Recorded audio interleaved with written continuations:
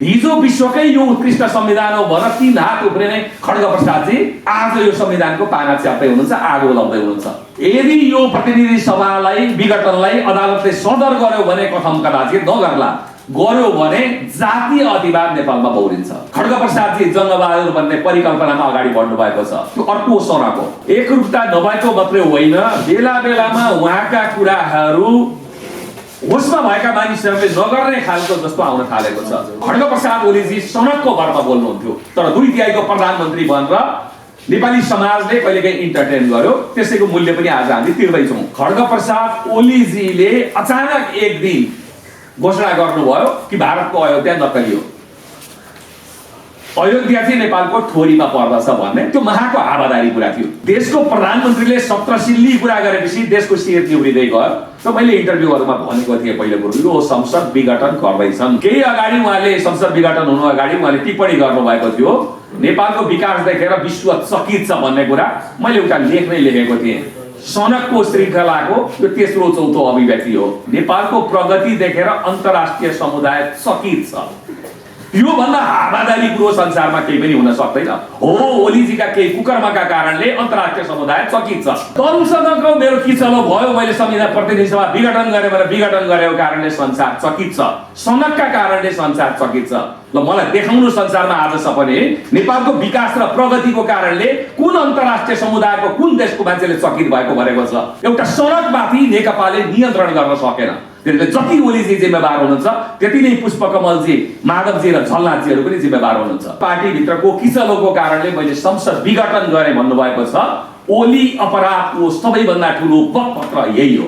पार्टीको किचलोको कारणले संसारमा कहीँ पनि संसद विघटन हुन सक्दैन। 2/3 प्रधानमन्त्रीको सबैभन्दा ठुलो ताकत भनेको संसद हो।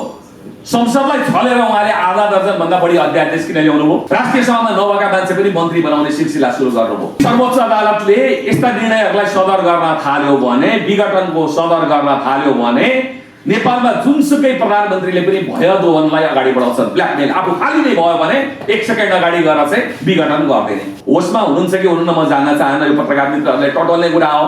तर उहाँले त्यहाँभित्रका होनहार मान्छेहरूलाई पनि प्रतिगामीको किताबमा पुर्याइदिनु भयो। अदालतमा मुद्दा लाग्छ, राष्ट्रपतिको बारेमा पनि लाग्छ, किन राष्ट्रपतिले सरकारले गरेको कदमलाई सदर गरेको भन्नुभएको छ।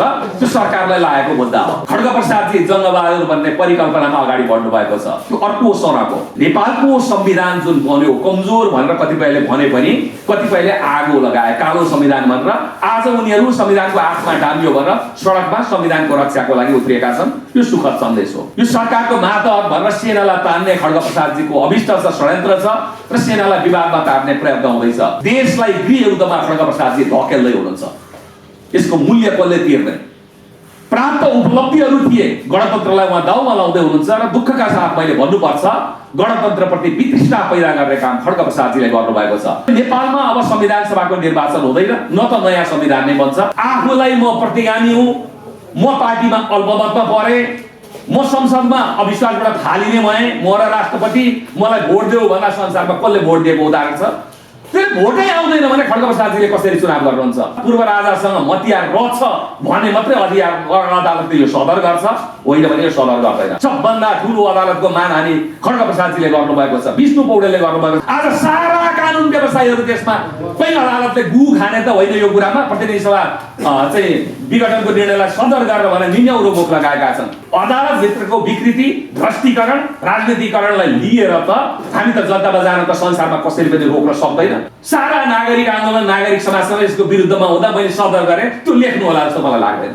जब यो बेन्च बन्यो विश्वनाथजीको नेतृत्वमा, उपाध्यायको 2052 सालमा 11 जनाको बेन्च थियो। यस्तो जटिल मामलामा अथवा संवेदनशील मामलामा बृहत्तर घेरामा लगिन्छ, उहाँले 5 जनाको सानो घेरामा ल्याउनु भयो। एक नेपालको सेनालाई विवादमा पार्ने प्रयत्न खड्गप्रसादजी गर्ने प्रयत्न गर्दै हुनुहुन्छ। उहाँ सङ्कटका लाएर भए पनि सत्ताको आयु बढाउने प्रयत्नमा हुनुहुन्छ। कुनै अनर्थ हुन गयो भने भोलि राष्ट्रपति छाडा हुनुहुन्छ।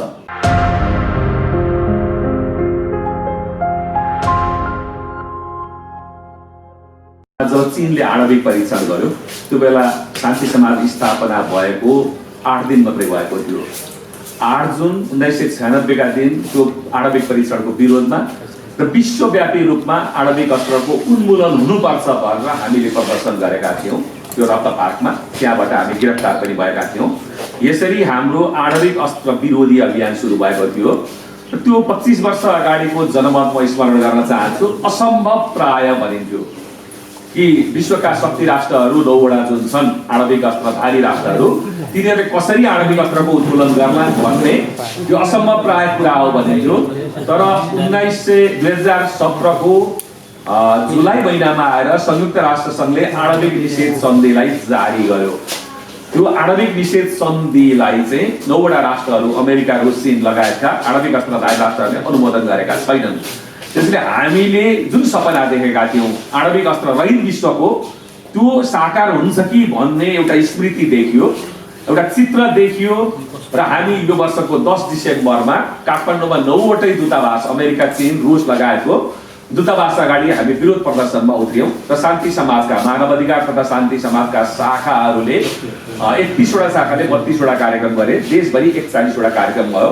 मलाई लाग्छ मेरो जीवनमा हामीले सञ्चालन गरेका अभियानहरूमध्ये सर्वाधिक महत्त्वको त्यो अभियान थियो। यसमा नेपाली प्रेसले गरेको सहयोगको लागि म धन्यवाद दिन चाहन्छु। प्रेसले हामीसँग टिप्पणी त लिनुभयो, तर त्यो दिन बहस चाहिँ खासै अरू प्रेसले गरेनन्। ऋषि धमलाजीसँग मेरो बिहानै अघिल्लो दिन कुरा भएको थियो, मैले फोन गरेको थिएँ। त्यो दिन बिहानै उहाँले उहाँको रेडियोबाट, जनता रेडियो होइन नेपाली रेडियो नेटवर्कबाट चाहिँ कमसेकम त्यो बारेमा बहस केन्द्रित गराउनु भयो, जुन विश्वव्यापी महत्त्वको बहस थियो। म त्यसको लागि पहिला त उहाँलाई आभार र धन्यवाद ज्ञापन गर्न चाहन्छु। दोस्रो कुरो, फर्क्यौँ, हामी आणविक अस्त्रको उन्मूलनको अभियानमा केन्द्रित थियौँ। म मानवाधिकार तथा शान्ति समाजको कुरा गर्दैछु। अचानक हामी प्रतिगमन विरुद्धको आन्दोलनमा होमियौँ। प्रतिगमन किन भयो संसद विघटन भएपछि म केही तथ्य पहिला राख्न चाहन्छु। पहिलो चरणमा 1 नम्बरमा खड्गप्रसाद ओलीजीको बारेमा तपाईहरुले हेर्नुहुन्छ भने इन्कन्सिस्टेन्सी मात्रै होइन, एकरूपता नभएको मात्रै होइन, बेला बेलामा उहाँका कुराहरू होसमा भएका मानिसहरूले नगर्ने खालको जस्तो आउन थालेको छ। त्यसबाट म पहिलेदेखि सावधान थिएँ, चिन्तित पनि थिएँ। पहिलो कुरो म उल्लेख गर्न चाहन्छु, जब एकजना सीके राउतसँग उहाँले सहमति गर्नुभयो सरकारको तर्फबाट, त्यो दिन राउतजीले के भन्नुभयो भने 2 नम्बर धारालाई तपाईहरु चाहिँ अन्यथा नलिनु होला, यो भनेको जनमत संग्रह नै हो भनेर गलत कुरा गर्नुभयो। देशको प्रधानमन्त्रीले तीबाट हकार्न सक्नु पर्थ्यो, खबरदार यस्तो सहमति भएको छैन, कुनै जनमत संग्रहको कुरा होइन देश विभाजनको बारेमा भन्ने। प्रधानमन्त्री खड्गप्रसाद ओलीजी मौन रहनु भयो। सहमति हुनु राम्रो, राष्ट्रिय मूलधारमा आउनु र अतिवादी एजेन्डाहरू छोड्नु, घृणा र हिंसाका एजेन्डाहरू छोड्नु। तर खड्गप्रसादजीले तारिफ गर्ने कुरामा क्रममा के भन्नुभयो भने राउतजीको बारेमा उहाँलाई दार्शनिकको संज्ञा दिनुभयो। एउटा व्यक्ति जसले नेपाल आमालाई तथानाम गाली गरेको छ, त्यो शब्द हामी यहाँ व्यक्त गर्न सक्दैनौँ, सापटी पनि लिन सक्दैनौँ। एउटा व्यक्ति जसले पहाडी मूलका महिलाहरूको बारेमा तथानाम टिप्पणी गरेको छ, जुन हामीले अहिले चर्चा गर्न शोभनीय हुँदैन, के ती दर्शन शास्त्रका विचारहरू थिए भनेको खड्गप्रसाद ओलीजी सनकको भरमा बोल्नुहुन्थ्यो। तर 2 तिहाईको प्रधानमन्त्री भनेर नेपाली समाजले कहिलेकाहीँ इन्टरटेन गर्यो, त्यसैको मूल्य पनि आज हामी तिर्दैछौँ। दोस्रो, खड्गप्रसाद ओलीजीले, म अलिकति पृष्ठभूमि यहाँलाई भन्दैछु, खड्गप्रसाद ओलीजीले अचानक एक दिन घोषणा गर्नुभयो कि भारतको अयोध्या नक्कली हो, अयोध्या चाहिँ नेपालको ठोरीमा पर्दछ भन्ने। त्यो महाको हावादारी कुरा थियो। भारतसँग हाम्रा अरू असहमति छन् भारतीय संस्थापनको बारेमा, त्यसको बारेमा मैले चर्चा गर्न चाहन्न। उहाँले ठोरीका मान्छेहरूलाई फोन गरी बोलाएर ठोरीमा राम जन्मेका हुन् भन्न लाउनुभयो, जबकि ठोरीकै मानिसहरू के हामीले सुनेको कुरा थियो भने राम जन्मेको चर्चा मैले सुनेको थिइनँ, त्यो राष्ट्रिय एजेन्डा पनि थिएन। ठोरीमा राम र सीताका प्रसङ्गहरू जोडिएका छन्, माटाका भाँडाहरू भेटिएका कुराहरू छन्, तर राम जन्मेको कुरा त्यहाँको कोही पनि मान्छेबाट हामीले सुनेका थियौँ। देशको प्रधानमन्त्रीले 17 सिल्ली कुरा गरेपछि देशको शिर निहुरिँदै गयो। र मैले इन्टरभ्यूहरूमा भनेको थिएँ पहिलो कुरो, यो संसद विघटन गर्दैछन्। दोस्रो कुरो मैले भनेको थिएँ यो अयोध्याको बारेमा कि अब कुनै ठुलो दुर्घटना हुन्छ त्यसको मूल्य हामीले तिर्नुपर्छ, हामी त्रसित छौँ। म यसको व्याख्यामा जान चाहन्न। कतिपय ओलीजीका निकटका संविधानविद भनिनेहरूले आक्रमण गरे शब्दमा, यो संविधानमा लेखेकै छैन, कसरी तपाईले संसद विघटन हुन्छ, प्रतिनिधि सभा हुन्छ भन्नुभयो। मैले भने मलाई पनि थाहा छ, यो संविधानमा संविधानमा प्रतिनिधि सभा विघटनको ग्राउन्ड छैन, संविधानले परिकल्पनै गरेको छ अति भवितव्यको अवस्थामा बाहेक संसद विघटन हुँदैन, प्रतिनिधि सभा विघटन हुँदैन। तर सङ्की मान्छेले जे पनि गर्न सक्छन्। म होइन भने मैले टेकेको धरातल पनि म समाप्त गरिदिन्छु, म संसद पनि समाप्त गरिदिन्छु। उहाँ त्यो मुद्रामा अगाडि बढ्नु भएको छ भनेर मैले बारम्बार सञ्चार माध्यमहरूको ध्यान आकर्षण गराएका थिएँ। अहिले पनि तपाईँहरूले युट्युबमा मैले दिएको टेलिभिजन अन्तर्वार्ताहरू हेर्नुहुन्छ भने ती टेलिभिजन अन्तर्वार्ताहरूमा लोकतन्त्रलाई कोबाट खतरा छ भन्दा सरकारको स्वेच्छाचारिताबाट छ भनेर क्याप्सनमै लेखेर अहिले पनि त्यो इन्टरभ्यूहरू देख्न सक्नुहुन्छ। अब किन यो सनकको भरमा उहाँले यसको पछाडि अन्तर्राष्ट्रिय राष्ट्रिय तर्क यो धारा जोड्यो होला नि, यो कारण यो केही पनि छैन। सनकको एउटा मान्छेले संयम गुमाएपछिको यो सनकको परिणाम हो। सङ्की मान्छे देशको प्रधानमन्त्री या राजनीतिमा रहन योग्य छन् कि छैनन्, बहस त्यो पनि हो। अब म मूल कुरा आउँछु यो बारेमा चाहिँ यो सनकको सिलसिला रोकिएको छैन। कसैलाई अवाच्य बोल्नलाई दार्शनिक भन्ने, अयोध्या चाहिँ नेपालको ठोरीमा पर्छ भन्ने, भारतले नक्कली अयोध्या हजारौं वर्षदेखिको भारतमा रहेको अयोध्या चाहिँ त्यो नक्कली हो भन्ने यो सिलसिला रोकिएको छैन। केही अगाडि उहाँले संसद विघटन हुनु अगाडि उहाँले टिप्पणी गर्नुभएको थियो नेपालको विकास देखेर विश्व चकित छ भन्ने कुरा मैले एउटा लेख नै लेखेको थिएँ। सनकको श्रृङ्खलाको यो तेस्रो चौथो अभिव्यक्ति हो। अस्तिका दिन भर्खरै विघटन भइसकेपछि 18 गते मैले उहाँको टेलिभिजनमा आफैले सुने, म बुटवलमा थिएँ एउटा कार्यक्रममा भाग लिन गएको। उहाँले फेरि भन्नुभएको छ नेपालको प्रगति देखेर अन्तर्राष्ट्रिय समुदाय चकित छ। यो भन्दा हावादारी कुरो संसारमा केही पनि हुन सक्दैन। हो, ओलीजीका केही कुकर्मका कारणले अन्तर्राष्ट्रिय समुदाय चकित छ। पहिलो चकित छ निर्मला पन्तको हत्यापछि जुन बलात्कार भयो, त्यसपछि दोषी पत्ता लगाउन नसकेको र दण्डहीनताको कारणले संसार चकित छ। सम्झना विकको बलात्कारपछि हत्या भयो, तर त्यो बलात्कारी जो थियो त्यो मान्छेले पहिला पनि एउटी चेलीलाई बलात्कार गरेको नाबालिगलाई, र त्यहाँ चाहिँ दलकै मान्छेहरू प्रशासन बसेर चाहिँ मिलापत्र गरेर छोडिएको रहेछ। बलात्कारीलाई मिलापत्र गरेर छोड्ने उहाँको सरकारको नेतृत्वको त्यो क्रियाकलापप्रति संसार चकित छ। संसार कोभिडसँग जुधिरहेको थियो, त्यो बेलामा ओम्नी यतिदेखि लिएर भ्रष्टाचारमा लिप्त कात्रोमा पनि कमिसन खाने उहाँको चरित्रका कारणले संसार चकित थियो। मजदुरहरू 700 किलोमिटर भोक हिँड्न बाध्य भए, संसार चकित थियो। कोभिड आक्रान्त भएको बेला उहाँका कारणले गर्दा, उहाँको गलत नीतिको कारणले गर्दा किसानहरू मल नपाएर हाहाकार थिए, संसार चकित थियो। र दलसँगको मेरो किचलो भयो, मैले संविधान प्रतिनिधि सभा विघटन गरेँ भनेर विघटन गरेको कारणले संसार चकित छ। सनकका कारणले संसार चकित छ। ल मलाई देखाउनु संसारमा आज सपने नेपालको विकास र प्रगतिको कारणले कुन अन्तर्राष्ट्रिय समुदायको कुन देशको मान्छेले चकित भएको भनेको छ भनेपछि तपाईँहरू त्यो धेरै कुरामा नजानुहोस्। उहाँले यस कारणले यो गर्नुभयो होला, इन्डिया होला, चीन होला, अमेरिका होला, यी केही पनि होइनन्। सनक हो। एउटा सनकमाथि नेकपाले नियन्त्रण गर्न सकेन। त्यसले जति ओलीजी जिम्मेवार हुनुहुन्छ त्यति नै पुष्पकमलजी, माधवजी र झलनाथजीहरू पनि जिम्मेवार हुनुहुन्छ। उहाँको झगडा भनेको यो मूल्यको लागि झगडा थिएन, सत्ताको भागबण्डाको लागि झगडा थियो। यो झगडाको क्रममा ओलीजीले धेरैतिर चाहिँ आगो लगाउनु भयो। म प्रसङ्गमा आउन चाहन्छु किन हामीले यसको विरोध गरिरहेका छौँ भन्ने कुरा। एक हाम्रो लिग्यासी छ, ऐतिहासिक जनआन्दोलनमा नागरिक आन्दोलनको कारणले गर्दाखेरि यो परिवर्तनको सम्भार नेपाली जनता हुन्, हाम्रो स्वामित्व छ, त्यसमाथि पनि आगो लगाउन खोजिएको छ। पहिलो कुरो चोरले पनि 3 घर छोडेर मात्रै चोर छ भनिन्छ। ओलीजीले त 3 मात्र होइन 6 घर पनि छोड्नु भएन। पहिला उहाँले आफ्नै पार्टी छोड्नु भएन। तपाईहरुले ओलीजीको स्टेटमेन्ट लिखित मौखिक हेर्नुभयो भने बारम्बार आएको छ, दर्जनौं पटक। पार्टी भित्रको आफ्नो पार्टी भित्रको किचलोको कारणले मैले संसद विघटन गरे भन्नुभएको छ। ओली अपराधको सबैभन्दा ठूलो बकपत्र यही हो। पार्टीको किचलोको कारणले संसारमा कहीँ पनि संसद विघटन हुन सक्दैन। संसदमा विषय प्रवेश गरेको छ कि छैन, राष्ट्रपति महोदयको बारेमा पनि हामीले भनेका छौं। उहाँले सुराकीको काम गर्नुभयो, खड्गप्रसादजीको सरकारको सुराकी। पहिला पनि उहाँले नेकपाको सम्पर्क कार्यालय जस्तो बनाउनु भयो राष्ट्रपति कार्यालयलाई, त्यो पदको मर्यादालाई गिराउनु भयो। म धेरै उहाँको बारेमा निन्दो चर्चामा जान चाहन्न, तर 83 जना नेकपाका सांसदहरू विशेष अधिवेशन बोलाउनु पर्छ कथित अध्यादेशको विरुद्धमा भएर जाँदाखेरि उहाँले तत्काल त्यो सूचना र कागजातहरू बालुवाटारमा प्रवाह गर्नुभयो। संसदमा अविश्वास प्रस्ताव आउँदैछ भन्ने आशंका तीव्र भइसकेपछि उहाँहरूले संसदकै विघटन गर्नुभयो, प्राण हरण गर्नुभयो।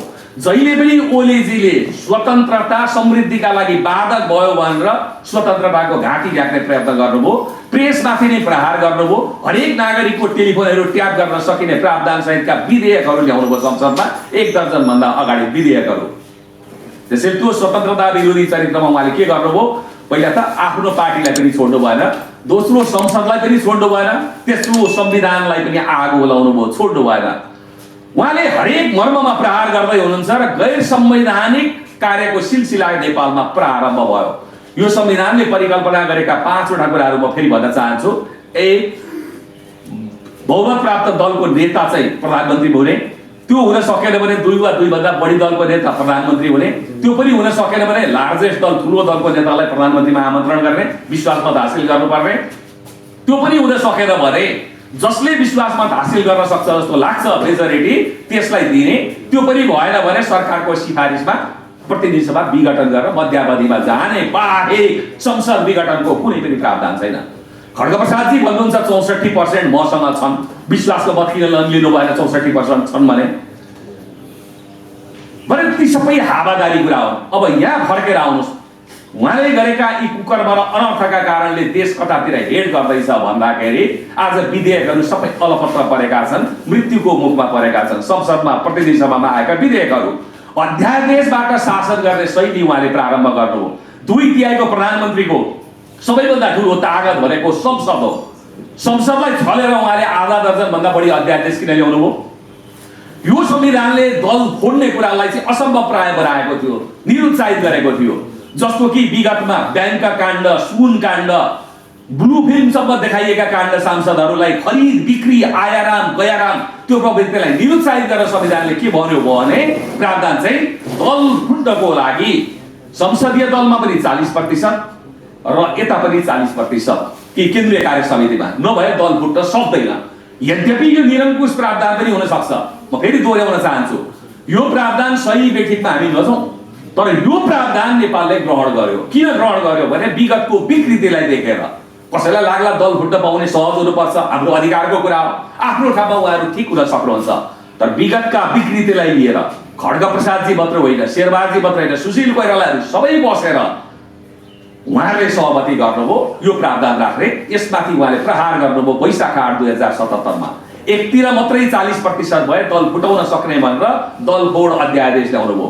दोस्रो, सहमतीय संस्कृतिलाई जीवित राखेको थियो यो संविधानले। केही हदमा 6 जना परिकल्पना गरियो संवैधानिक परिषदका सदस्यहरू, प्रधानमन्त्री, प्रधान न्यायाधीश, सिङ्गो न्यायालयको प्रतिनिधि, सभामुख सिङ्गो संसदको सभामुख, विपक्षी दलको सिङ्गो नेता, उपसभामुख जो विपक्षलाई दिनुपर्छ, यिनीहरू बसेर सहमतिमा संवैधानिक परिषदका नियुक्ति गर्ने र देशमा भ्रष्टीकरण भयो, राजनीतिकरण भयो संवैधानिक परिषदको। त्यसमा माधवजी, जल्लादजी, शेरबहादुरजी, खड्गप्रसादजी सबै यो कुकर्मको लागि त्यतिले जिम्मेवार हुनुहुन्छ। उहाँहरूले न्यायालयलाई राजनीतिकरण गर्नुभयो, आफ्ना मान्छे पठाउनु भयो ताकि भोलि कुनै अप्ठ्यारो पर्दा फैसला मेरो पक्षमा गरोस् भनेर।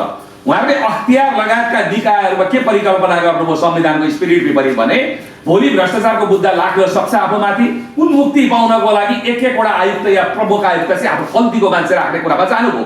हिजोसम्म उहाँहरू भागभण्डामा जानुभयो, देशले अहिले त्यसैको मूल्य तिर्दैछ। तर संवैधानिक परिषदको परिकल्पना के थियो भने सहमतिबाट निर्णय हुने, भएन भने 1 सातापछि बहुमतबाट पनि जान सक्छ। त त्यसमा 6 मध्ये 5 का 5 उपस्थित हुने। त आज उहाँले अध्यादेश ल्याउँदाखेरि, तोडमरोड अध्यादेश ल्याउँदाखेरि सभामुख आएनन् आदि इत्यादि भन्नुभएको छ, त उपसभामुखको निर्वाचन किन गर्नु भएन? किन गर्नु भएन भने संविधान अनुसार त्यो विपक्षी दललाई दिनुपर्छ। त्यसैले त्यो विधेयक पहिला ल्याएर अध्यादेश ल्याएर र अहिले पछि पनि त्यो अध्यादेश ल्याएर उहाँले सर्व संविधानको मर्ममाथि कुठाराघात गर्नुभयो। अब तेस्रो कुरो हामी हेरौँ, यो संविधानले प्रतिनिधि सभामा चुनाव हारेको व्यक्ति यही प्रतिनिधि सभाको कार्यकालमा मन्त्री हुन सक्दैन भन्ने परिकल्पना गरेको छ। अब अहिले संसद विघटन, प्रतिनिधि सभा विघटनपछि उहाँले प्रदेश सभामा हारेका मान्छे पनि ल्याउनु भयो, राष्ट्रिय सभामा नभएका मान्छे पनि मन्त्री बनाउने सिलसिला सुरु गर्नुभयो। संसद विघटन सँगसँगै चुनावको घोषणा भएपछि सरकार स्वतः काम चलाउ हुन्छ संसारभरि नै। तर काम चलाउ सरकारले उहाँले लाग्छ 3/4 चुनाव जिते जस्तो मन्त्रीहरू नियुक्त गर्दै हिँड्नुभयो। यो उल्लङ्घनको सिलसिला हो। त्यसै कारणले मैले यहाँ निवेदन के गरेँ भने, यहाँहरूको ध्यानाकर्षण के गरेँ भने, किन यो असंवैधानिक छ भनेपछि शान्ति समाजको तर्फबाट विज्ञप्ति आयो 5 गते नै, 6 गते हामी सिंहदरबार दक्षिण ढोका अगाडि गयौँ, हाम्रो गिरफ्तारी भयो। जसरी माघ 27 मा म पक्राउ परेको थिएँ 2061 मा, शाही कदमको विरुद्ध मौनता थियो, हामीले त्यो मौनता यसपटक पनि तोड्यौँ। हामीले पहिले भन्यौँ यो असंवैधानिक छ, यो अलोकतान्त्रिक छ र यो स्वेच्छाचारी छ। म यहाँलाई सानो ध्यानाकर्षण गर्न चाहन्छु, किन असंवैधानिक छ भन्ने कुरा मैले अघि भनिसकेँ। कुनै पनि धारा टेकिएको छैन। भोलि सर्वोच्च अदालतले यस्ता निर्णयहरूलाई सदर गर्न थाल्यो भने, विघटनको सदर गर्न थाल्यो भने, नेपालमा जुनसुकै प्रधानमन्त्रीले पनि भय दोहनलाई अगाडि बढाउँछन्, ब्ल्याकमेल आफू खाली नै भयो भने 1 सेकेन्ड अगाडि गएर चाहिँ विघटन गर्दैन, अविश्वास आउनुभन्दा अगाडि। यद्यपि अहिलेको घटनामा त अविश्वास पनि आइसकेको छ भनेर भनिन्छ। त संविधानको त्यो परिकल्पनामा म यति मात्रै भन्न चाहन्छु, व्यक्तिगत म जान्न चाहन्न। यो संविधान बनाउँदाखेरि सभाध्यक्ष सुभाष नेमाङका पटकका टिप्पणी हेर्नुभयो भने प्रधानमन्त्रीले छडीको रूपमा प्रयोग गरेको संसद विघटन भएको हुनाले त्यो छडी भाँच्दैौ भनेर 1700 पटक घट्याउँदै हिँड्नु भएको छ। कहाँ लुकेर बस्नु भएको छ? ऋषिजी बोलाउनु सुभाष नेमाङजीलाई। राष्ट्रपति विद्यादेवी भण्डारी, मैले भने सुभाष नेमाङजीले 1700 पटक, एक पटक होइन, संविधान बन्दाखेरि बनेपछि गर्वका साथ छाती पिटेर भन्नुभएको छ प्रधानमन्त्रीले छडीको रूपमा प्रयोग गरे संसद विघटन, र मैले चाहिँ हामीले चाहिँ यो प्रावधानलाई हटाइदिउँ, अब प्रतिनिधि सभा विघटन हुँदैन। बोलाउनुस् सुभाष नेमाङजीलाई र पुराना क्लिप्सहरू देखाउनुस्।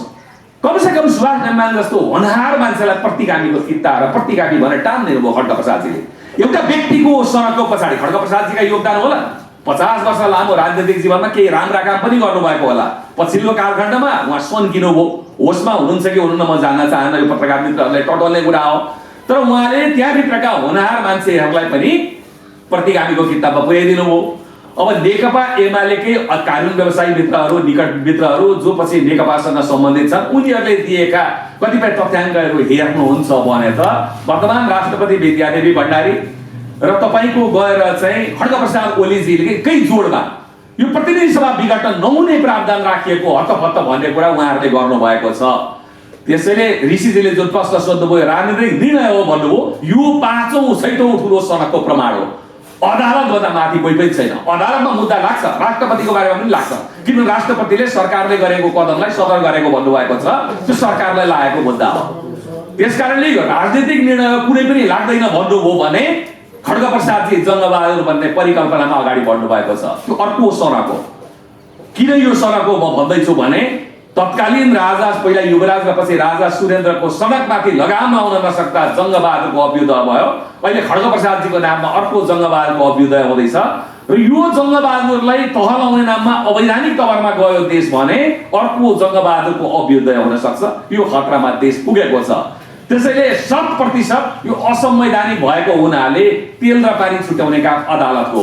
अदालतका न्यायाधीशहरूलाई म ध्यानाकर्षण गराउन चाहन्छु, तपाईहरुसँग हामी न्यायको भिख मागिरहेका छैनौं। तपाईको आफ्नो योग्यता पनि तपाईले परीक्षण भइरहेको छ। तपाईले फैसला गर्दाखेरि यति सानो कुरामा, सानो मैले यस अर्थमा भने क्रिस्टल क्लियर छर्लङ्ग कुरामा तपाईहरु कन्फ्युज हुनुहुन्छ भने तपाईहरुबाट देशले के आशा राख्छ? तपाईहरु डेरावालो, न्यायालयमा डेरामा बस्नु भएको छ, पद छोडेर गएको दिन चाहिँ त्यो डेरा खाली गर्नुपर्छ। समग्र न्यायालय तपाईहरु होइन, तर समग्र न्यायालयलाई बदनाम गराउने काम तपाईहरुले गर्नुभयो भने मैले कठोर शब्द व्यक्त गरेको थिएँ। संविधानमाथिको यो बलात्कारलाई सुहागरात हो भन्न थाल्नुभयो भने मानिसहरुको न्यायालयबाट भरोसा उठ्छ। परिणाम के हुन्छ भने कथित जनअदालतहरुको चाहिँ मतलब के भने सल बनाउन थाल्छन्। त्यसैकारणले मलाई लाग्छ न्यायालय त्यो दिशामा जाँदैन। मैले अलोकतान्त्रिक किन भने म फेरि दोहोर्याउन चाहन्छु, प्रधानमन्त्री कतिपय पद्धतिहरुमा मध्यावधि चुनावमा जान सक्छन्। अन्य देशको उदाहरण हेर्नुभयो भने, तर नेपालमा यो पाइँदैन भनेर संविधानमै व्यवस्था गरी यो लोकतान्त्रिक छ कि छैन भन्नेमा नजाउँ भनिसकेको हुनाले मेरो दलमा झगडा भयो भनेर विघटन गरिदिए भन्नु त्यो अलोकतान्त्रिक हो। किन यो दलीय व्यवस्था हो। यो दलीय व्यवस्थामा खड्गप्रसादजी भोलि उहाँको नाममा मत मागेर जाने होइन, उहाँ पार्टीको नाममा जाने हो। मान्नुहोस् कि उहाँको पार्टी कखको केही नाम भयो, उहाँ जानुभयो भने जनताले प्रश्न गर्छन्, हामी प्रश्न गर्छौँ। प्रश्न के हो भने तपाईको भोलि यही दलमा पनि झगडा पर्यो भने, अल्पमतमा पर्नुभयो भने तपाईले दलै सिद्ध्याइदिनु भयो, आगो लगाइदिनु भयो र संसदै विघटन गरिदिनु भयो प्रतिनिधि सभा भने तपाईलाई मत किन दिने? त्यसकारणले यो अलोकतान्त्रिक हो र यो स्वेच्छाचारी हो। यसका 6 वटा घातक परिणाम छन्। म 1 2 3 आउन चाहन्छु। 1, नेपालको संविधान जुन बन्यो कमजोर भनेर कतिपयले भने पनि कतिपयले आगो लगाए कालो संविधान भनेर आज उनीहरू संविधानको आत्मा डामियो भनेर सडकमा संविधानको रक्षाको लागि उत्रिएका छन्। यो सुखद सन्देश हो। जसले हिजो कालो संविधान भने उनीहरूले अहिले संविधानको महत्त्व बुझेका छन् भने हिजो विश्वकै यो उत्कृष्ट संविधान हो भनेर 3 हात उफ्रिने खड्ग प्रसादजी आज यो संविधानको पाना च्याप्दै हुनुहुन्छ, आगो लाउँदै हुनुहुन्छ। दुईमा हेर्नुहोस्, यदि यो प्रतिनिधि सभालाई विघटनलाई अदालतले सदर गर्यो भने कथम कदाचित नगर्ला, गर्यो भने जातीय अतिवाद नेपालमा बौरिन्छ। दोस्रो, त्यो रिक्ततामा क्षेत्रीय अतिवाद फेरि नेपालमा बौरिन्छ। म त्यसको व्याख्या गर्न चाहन्न। तेस्रो कुरो, विप्लव प्रवृत्ति जुन छ हिंसात्मक प्रवृत्ति यो संविधान प्रतिनिधि सभा विघटनपछि ज्यादै नै हौसिएको हामीले देख्न थालेका छौँ। र चौथो कुरो, हामीले देखेका छौँ पूर्व राजावादीहरू जो रिक्ततामा आफ्नो भविष्य खोज्दैछन्, यद्यपि त्यो सम्भव छैन, उनीहरू हौसिएको परिस्थिति छ। पाँचौं, नेपालको सुरक्षा निकाय र सेनाको कुरा गर्नुहुन्छ भने नेपालको सुरक्षा निकाय र सेना बिस्तारै बिस्तारै सङ्कटकाल लाएर पनि विरोधीलाई दमन गर्ने बाटोमा जुन चाहिँ खड्ग प्रसादजी सपना देख्दै हुनुहुन्छ, यो सरकारको मातहत भनेर सेनालाई तान्ने खड्ग प्रसादजीको अभिष्ट छ, षड्यन्त्र छ र सेनालाई विवादमा तार्ने प्रयत्न हुँदैछ। र छैटौं कुरो, हिजो भारत र चीनको बीचमा नेपाल क्रीडास्थल थियो, आज सङ्घर्ष स्थल भएको छ। 4 दिनभन्दा बढी चाहिँ लगभग 4 दिन चिनिया कम्युनिस्ट पार्टीको एउटा टोलीले उपमन्त्रीको नेतृत्वमा नेपालमा डेरा थर्पु हालेर बसेर गएको अवस्था छ भने भारतीय संयन्त्र पनि त्यति नै सल्बलाएको अवस्था छ। जननिर्वाचित निकाय ध्वस्त भएको अवस्थामा र राजनीतिक रिक्तता भएको अवस्थामा सबै खेल्नेहरूले ठाउँ पाउँछन्। र मैले पहिला पनि भने यसरी उत्तर र दक्षिणको तानातान हुँदा हाम्रा हातहरू चुडिएर जान सक्छन्। हेर्नु, एक साथ खड्ग प्रसादजीको एउटा सनकको परिणाम देशले के बोल्दैछ भन्दा देशलाई गृह युद्धमा खड्ग प्रसादजी धकेल्दै हुनुहुन्छ। यसको मूल्य कसले तिर्ने? प्राप्त उपलब्धिहरू थिए, गणतन्त्रलाई उहाँ दाउमा लाउँदै हुनुहुन्छ र दुःखका साथ मैले भन्नुपर्छ गणतन्त्रप्रति वितृष्णा पैदा गर्ने काम खड्ग प्रसादजीले गर्नुभएको छ। हामी अमेरिकामा देख्छौँ, त्यहाँ पनि आन्दोलन हुन्छ तर निर्वाचनबाट निकास पाएको हामी देख्छौँ। हामी भारतमा हेर्छौँ, किसानहरूको आन्दोलन चलिरहेको छ तर त्यहाँ पनि संविधानबाट चाहिँ सम्म निर्वाचनबाट निकास भएको देख्छौँ। त्यसैले नेपालमा अब संविधान सभाको निर्वाचन हुँदैन, न त नयाँ संविधान नै बन्छ। सडकबाट उठेका आन्दोलनदेखि सदनमा पाएका मतहरूको आधारमा संविधान संशोधन हुँदै जान्छ। तर एउटा स्थिरताको युगमा नेपाल प्रवेश गर्यो, राजनीतिक संक्रमणको अन्त्य भयो भन्ने हामीले सोचेका थियौँ। यी सबै स्थिरतामालाई चाहिँ भत्काउने काम खड्ग प्रसादजीको यो कदमले गरेको छ। त्यसैले म अब 3 जना पात्रहरूको बारेमा केही चर्चा गर्न चाहन्छु। पात्र नम्बर 1 शेरबहादुर देउवाजीको बारेमा 2063 सालमा सायद असार साउनको महिना हुनुपर्दछ, त्यो बेला शहीदहरूप्रति श्रद्धाञ्जलीको राष्ट्रिय सभागृहमा एउटा ठुलो कार्यक्रम राखिएको थियो। म त्यहाँ थिएँ, श्रद्धाञ्जली अर्पण गरेर एउटा राजनीतिक दलले आयोजना गरेको कार्यक्रम। त्यो दिन शेरबहादुर देउवाले के बोलिदिनु भयो बाहिर स्टेटमेन्ट भने नेपालको प्रधान परम सेनाधिपति सेनाको चाहिँ नेपालको परम सेनाधिपति राजा ज्ञानेन्द्रले रहनुपर्छ भन्नेको हुनाले सहरमा टायर बालिए, आगो लाग्यो र एउटा वितृष्णा सिर्जना भयो। 63 सालको आन्दोलन पछिको रात र तापको बेलामा कीर्तिपुरमा 7 राजनीतिक दल काङ्ग्रेस एमाले सहित आम सभा गरेको थियो, नागरिक सभा। त्यो आम सभामा मलाई पनि वक्ता बोलाइएको थियो। सहरका गल्लीहरूबाट त्यो 8 जनालाई छिचोल्दै म कीर्तिपुर पुगेको थिएँ। त्यहाँ जब नेपाली काङ्ग्रेस प्रजातान्त्रिक त्यो बेला शेरबहादुरजी नेतृत्वको लाई बोल्न दिए, वारै मास अगाडि आयो, कसैले बाइक उठाइदियो र चाहिँ बास यसरी फड्कियो। माधवजी लगायतका 7 दलका नेताहरू सुरक्षाका नाममा हतार 3 दलले घरमाथि चढ्नु भएको थियो। म भागिनँ, हामीले फेस गर्यौँ। कसैले बाइक बेरो पनि टुटाइदियो। त्यो कुनै नियोजित थिएन, त्यो आक्रोश थियो। गणतन्त्रमा देश अगाडि बढेको 62-63 को रात र तापबाट अगाडि बढेको बेला तत्कालीन राजालाई नि शेरबहादुरजीले चाहिँ परम सेनाधिपति बनाउनु पर्छ भन्दाखेरि उहाँको कार्यकर्ताले त्यहाँ नेताले त्यहाँ बोल्दाखेरि त्यहाँ विद्रोह भएको थियो। मैले बोले, पछि मा शान्त भयो। पछि जसले माइक चुडाउनु भयो उहाँहरू हेर्दाखेरि सबै आन्दोलनकारी साथी हुनुहुँदो रहेछ, कुनै घुसपेट पनि थिएन। त्यसपछि नेताहरूले बोल्नुभयो, म हिँडे। शेरबहादुरजी तपाईँ धेरै पूर्ति गर्दै हुनुहुन्छ, प्रतिगमनसँग काँध मिलाउनु भयो भने तपाईँहरू विरुद्ध देशव्यापी रूपमा शेरबहादुरजी विरुद्ध यसरी नै आवेग पैदा हुन सक्छ। मैले आफूले टटोलेको जनमत मैले बुझेको, मैले यसै कार्यक्रममा सेयर गरेँ। पात्र नम्बर 2 खड्ग प्रसादजीको बारेमा जब 63 सालमा अन्तरिम सरकार बन्यो, उहाँ चाहिँ उप प्रधानमन्त्री हुनुहुन्थ्यो, परराष्ट्र मन्त्री सहित चाहिँ संविधान सभाको मिति तोकिएर हामी सडकमा गयौँ। मिति तोक संविधान सभाको भरमा मिति तोक्नु भएन। एक दिन मैले सुने अनुसार र अखबारबाट थाहा पाए अनुसार सञ्चार माध्यमबाट खड्गप्रसादजी जानुभएछ कीर्तिपुरमा, त्यहाँका नागरिकहरूले रोकिदिए। प्रवेश निषेध मन्त्रीलाई जुन दिनसम्म संविधान सभाको मिति तोक्दैनौँ प्रवेश निषेध भनेर उहाँलाई निषेध गरिदिए। यद्यपि हामी निषेधको विपक्षमा छौँ।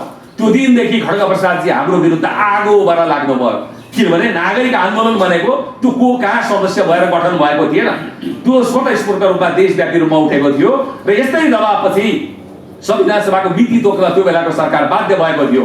आज खड्गप्रसादजीले जुन अनर्थको सिर्जना गर्नुभएको छ, तपाईका कार्यकर्ताहरू प्रतिगामी भएर जान सक्दैन। के भन्न जाने? 2/3 दिएको थियो। यो अवस्थामा हामी निषेधको राजनीतिको विरुद्धमा छौँ। हामी नेपाल बन्द जस्ता घातक कार्यक्रमको विरुद्धमा छौँ। हामी त्यस्तो कुरामा सहमत हुन सक्दैनौँ। तर अराजकताको सारा द्वार खोलेको छ।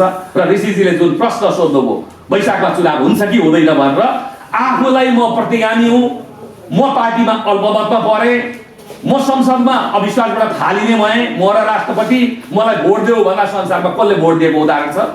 त्यसले भोटै आउँदैन भने खड्गप्रसादजीले कसरी चुनाव गर्नुहुन्छ? त्यसैले अब यहाँ प्रश्न आउँछ, अदालतले निर्णय गर्यो कथम कदाचित चाहिँ प्रतिगमनसँग मतियार रहेछ, पूर्व राजासँग मतियार रहेछ भने मात्रै अदालतले यो सदर गर्छ, होइन भने यो सदर गर्दैन। विघटनको फैसलालाई सदर गर्दैन भनेर प्रश्न बच्छ। नेपाललाई गृहयुद्धमा भकेनु भन्ने हो भने अदालतले फैसला गर्छ, नभए गर्दैन। आज मानहानिको कुरा गरिन्छ। सबभन्दा ठुलो अदालतको मानहानि खड्गप्रसादजीले गर्नुभएको छ, विष्णु पौडेलले गर्नुभएको छ। तपाईँले बोल्नुपर्छ।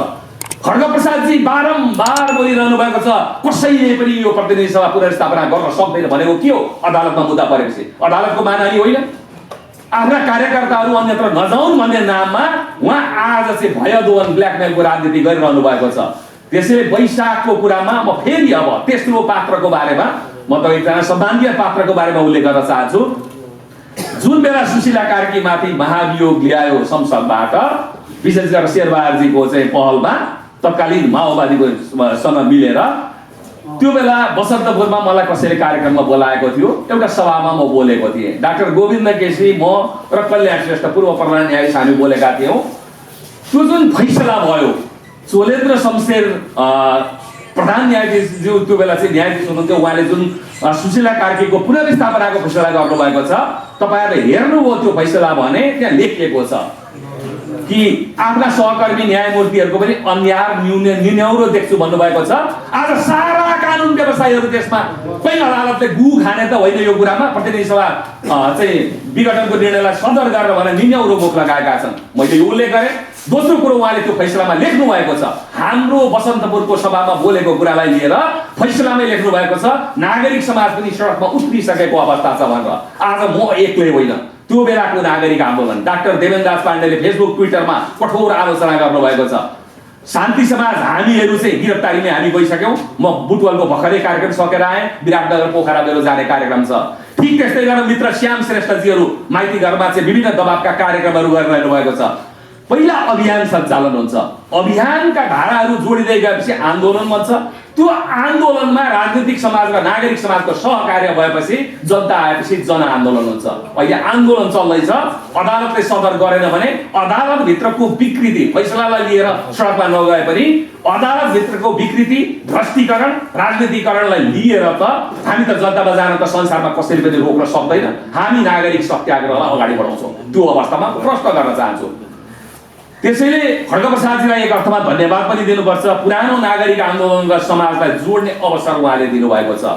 अब मैले फेरि पनि यहाँहरूलाई भने कि हिजो नागरिक समाज पनि सडकमा उत्रिएको अवस्था देखियो भनेर फैसलामा लेख्ने सम्माननीय चोलेन्द्र शमशेर जबराले आज सारा नेपाल शेष नेपाल स्वाभिमानको पक्षमा संसद विघटनको विपक्षमा उभिएको बेला आफ्नो फैसलामा सारा नागरिक आन्दोलन नागरिक समाजसँग यसको विरुद्धमा हुँदा मैले सदर गरेँ, त्यो लेख्नु होला जस्तो मलाई लाग्दैन।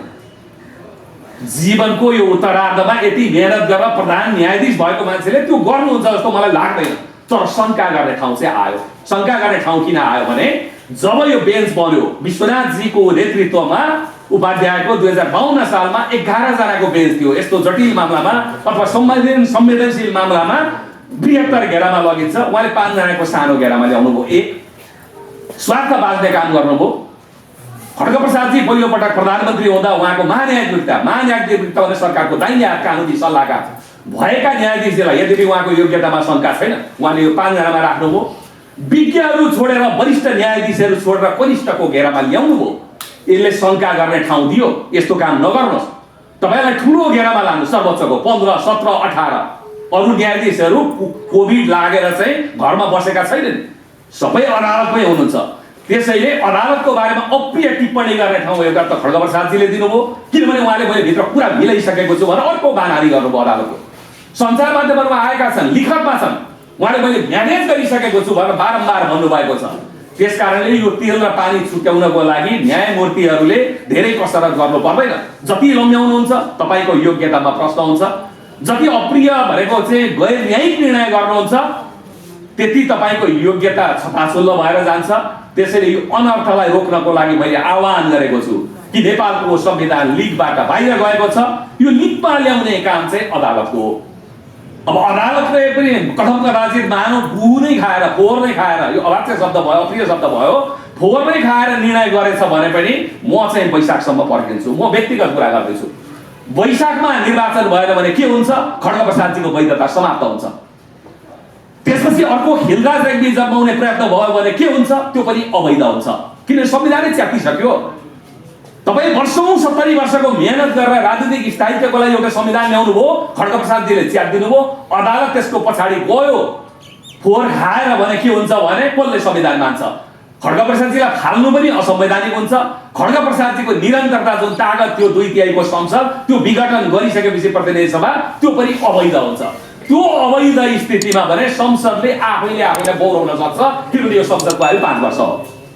फेरि भन्दैछु, त्यो स्थितिमा नजाउँ, पुनर्स्थापना हुन्छ, पुनर्स्थापना भएर आफ्नो कोर्स लिन्छ, त्यसपछि कस्ता कस्ता गठबन्धन बन्छ त्यो हाम्रो मतलबको कुरा होइन, त्यो संसदको सर्वाधिकारको कुरा हो।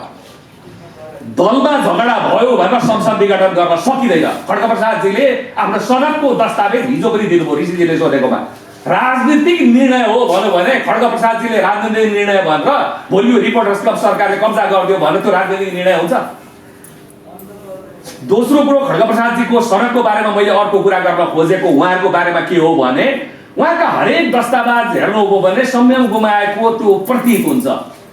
अब यो अवस्थामा निर्वाचन आयोगको कुरामा म जान चाहन्न, तर एउटा कुरा प्रश्न छ, जसरी कुनै जग्गाको स्वामित्व मालपोत अड्डामा हुन्छ, मतलब धनी पूर्जा चाहिँ स्वामित्व चाहिँ धनी पूर्जामा प्रतिबिम्बित हुन्छ, त्यहाँ नाम लेखिएको हुन्छ धनीको, जग्गा धनीको नाम, घर धनीको नाम, त्यस्तै राजनीतिक दलको धनी पूर्जा निर्वाचन आयोगमा हुन्छ, त्यहाँ केन्द्रीय कार्य समितिका सदस्यहरूको नाम पनि लिस्टेड हुन्छ।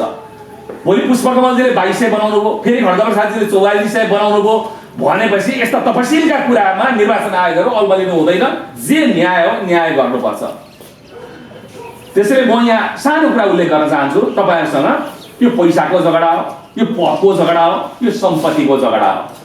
वैशाख 8 गते दलफोड विधेयक ल्याउने खड्गप्रसादजी आज पनि नेकपामै हुनुहुन्छ, कानुन त, र पुष्पकमल दाहालजी र बाँदरजी पनि आज पनि नेकपामै हुनुहुन्छ। उहाँहरू किन फुट्नु भएन त? एकले अर्कालाई कारबाही गर्नु भएन, गलत गर्नु भएन भन्दा उहाँहरूलाई फेनुगोल लाएर जोड्ने जुन तन्तु थियो 4 दिनसम्म नेपालमा तर्कु हालेको, त्यसको निर्देशनमा यो भइरहेको छ। भोलि पनि उहाँहरू मिल्नुहुन्न भन्ने केही पनि छैन, किनभने मूल्यका झगडा होइन। त्यसो जस्तो पनि चीनको दबाउमा कम्युनिस्ट पार्टी मिलाउन किन भइरहेछ, के कारण? हेर्नुहोस्, दबदबा भन्दा पनि चिनिया कम्युनिस्ट पार्टीको एउटा भातृ संगठनको रूपमा यसलाई अनुवाद गर्ने प्रयत्न भयो अघि। अब यो प्रयत्नमा यो उहाँहरूको कुरा भयो, अहिले चाहिँ कुरा संसद विघटनको भयो। अब संसद विघटनको भइसकेपछि एकले अर्काको अनुहारै हेर्न नचाहने, एकले अर्कालाई अपराधी भन्ने, संसदै विघटन गरिदिने, पार्टीमै आगो लगाइदिने हुँदा पनि विडम्बना, संसार फेरि चकित छ कि दुईटै एउटा पार्टीमा छ। यस्तो यस्तो चाहिँ विचित्र छ। मैले भने फुट्नुहोस् भन्ने कुरा होइन, किनभने त्यहाँभित्र खाउदाउको एउटा झगडा छ।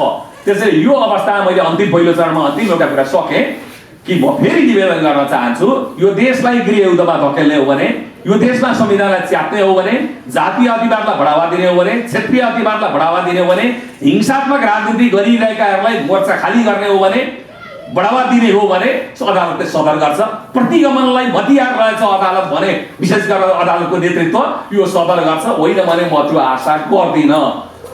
र मैले दोहोर्याएर भनेको छु, यहाँ नेपालको सेनालाई विवादमा पार्ने प्रयत्न खड्गप्रसादजी गर्ने प्रयत्न गर्दै हुनुहुन्छ। उहाँ सङ्कटका लाएर भए पनि सत्ताको आयु बढाउने प्रयत्नमा हुनुहुन्छ। त्यसैले यी सबै प्रपञ्चलाई चिर्नको लागि यो प्रतिगामी चरित्र विरुद्ध प्रतिगमन विरुद्धको आन्दोलन सुरु भयो। म चाहिँ सडकमा गएँ, म गिरफ्तारीमा परेँ। आज पनि म सभाहरूमा छु, सयौंको सभाहरू भइरहेको छ, कार्यक्रमहरू भइरहेको छ। हामी अदालतको निर्णयको प्रतीक्षामा छौँ। यसलाई धेरैभन्दा धेरै लम्ब्याउनु हुँदैन। अदालतले यति मात्रै गर्नुपर्छ कि तेल र पानी यो भनेर छुट्याउने काम गर्नुपर्छ र अदालतले निर्णय गर्दाखेरि हामीले दोहोऱ्याउनु पर्ने एउटा कुरा के हो भने यहाँ भन्नुपर्ने कुरा, कुनै अनर्थ हुन गयो भने भोलि राष्ट्रपति छाडा हुनुहुन्छ। हेर्नुहोस्, पदको कुरामा म भन्दैछु, जस्तो कि राष्ट्रपति र प्रधानमन्त्रीको मिलीभगत थियो भन्ने कुरा बुझ्ने कुरा एउटा कुरा हो यो विघटनको कुरामा। तर सरकारले गरेको फैसलालाई, निर्णयलाई उहाँले सदर गर्नुभएको छ र हामीले सेरेमोनियल राष्ट्रपति नै संविधानमा लेखेका छौँ, उहाँलाई अधिकार छैन। यो स्थितिमा 2066 सालमा गल्ती भएको छ। राष्ट्रपति सर्वाधिकार छ भन्ने स्थापना फेरि माधवजी, खड्गप्रसादजी, शेरबहादुरजीहरूले स्थापना गर्नुभएको छ। मानुस भोलि चुनाव भएर वैशाखमा संसद पनि पुनर्स्थापना भएन, वैशाखमा चुनाव पनि भएन भने अनि राष्ट्रपति महोदयको अर्को ताण्डवको सिलसिला सुरु हुन्छ।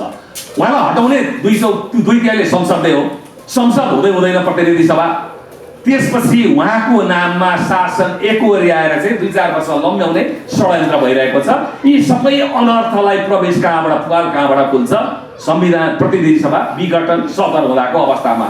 त्यसैले यी 6-7 अतिवादमा उहाँहरू जानुहुन्छ जस्तो लाग्दैन। मैले निवेदन गरेँ, लोकतन्त्रको विकल्प खोजिँदैन। हामी नेपालमा लोकतान्त्रिक गणतन्त्रको विकल्प खोज्नु हुँदैन भन्छौँ, तर लोकतन्त्रले विकल्प खोज्छ।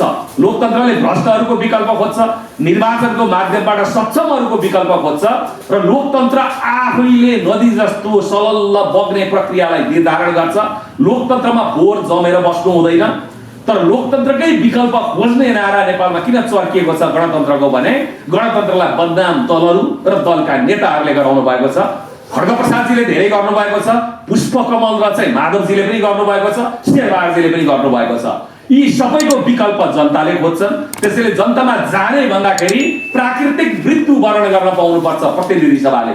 मैले सकेँ पहिलो चरणमा कि मृत्युदण्ड यो प्रतिनिधि सभालाई स्वीकार्य छैन र प्रतिनिधि सभालाई मृत्युदण्ड दिने व्यवस्था यो संविधानमा छैन। त्यसैले यो प्रतिनिधि सभाले 5 वर्षको आफ्नो आयु पूरा गर्न पाउनुपर्छ। मेरो मत यही हो। धन्यवाद। केही प्रश्न छ भने तपाईँले सोध्न सक्नुहुन्छ। कृष्ण पालीजी केही छ? सबै आइसक्यो। नेपालमा राष्ट्र संस्था फर्किने कुरा के छ कि राजावादी आन्दोलन छ? त्यो चाहिँ फर्किँदैन। तर नेपाल अरू नै दुर्घटनामा जान सक्छ र यसलाई यो गणतन्त्रलाई विकृत बनाइन्छ। विकृत बनाइयो गणतन्त्रलाई यसरी नै भने अरू नै धेरै दुर्घटना हुन्छन्।